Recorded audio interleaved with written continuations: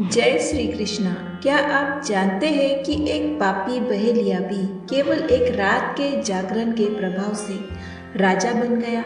यही है अम्लकी एकादशी की महिमा।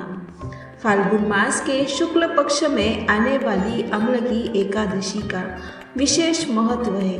इस दिन आंवले के वृक्ष के नीचे भगवान विष्णु की पूजा करने का विधान है।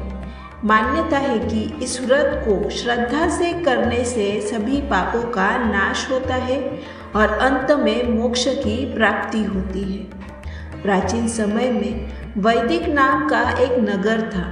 यहाँ चैत्ररथ नाम के एक धर्मात्मा और विद्वान राजा राज्य करते थे। उस नगर के सभी वर्ण के लोग सुखपूर्वक रहते थे और सभी भगवान विष्णु के भक्त थे। फाल्गुन शुक्ल पक्ष की अम्लकी एकादशी के दिन राजा ने अपनी प्रजा के साथ विधि विधान से व्रत और पूजन किया।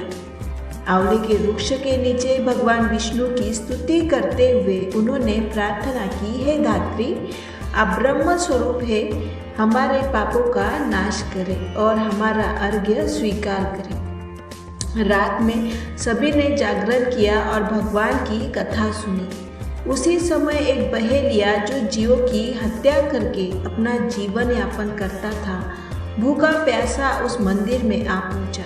भोजन की इच्छा से वह एक कोने में बैठ गया। अनजाने में उसने पूरी रात भगवान विष्णु की कथा और एकादशी महात्म्य सुना और जागरण किया। कुछ समय बाद उस बहेलिये की मृत्यु हो गई, लेकिन अम्लकी एकादशी के व्रत और जागरण के प्रभाव से उसे अगले जन्म में एक राजा के रूप में जन्म मिला। उसका नाम वसुसरथ रखा गया। वह तेजस्वी, वीर और धर्मप्रिय राजा बना।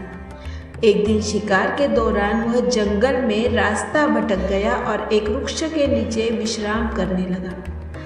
तभी डाकुओं ने उसे घेर लिया और आक्रमण कर दिया, परंतु आश्चर्य, उनके सभी अस्त्र शस्त्र राजा को छूते ही निष्प्रभावी हो गए। उसी क्षण राजा के शरीर से एक दिव्य देवी प्रकट हुई और उन्होंने सभी डाकुओं का संहार कर दिया।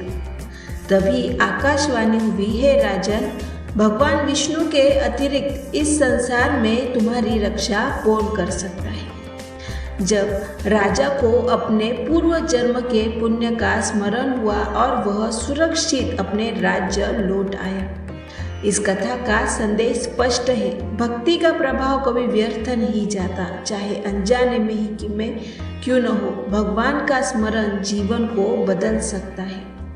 अम्लकी एकादशी केवल उपवास नहीं, आत्मशुद्धि और ईश्वर से जुड़ने का अवसर है। यदि आपको यह कथा पसंद आई हो तो वीडियो को लाइक करें, कमेंट में जय विष्णु भगवान अवश्य लिखें और चैनल को सब्सक्राइब करना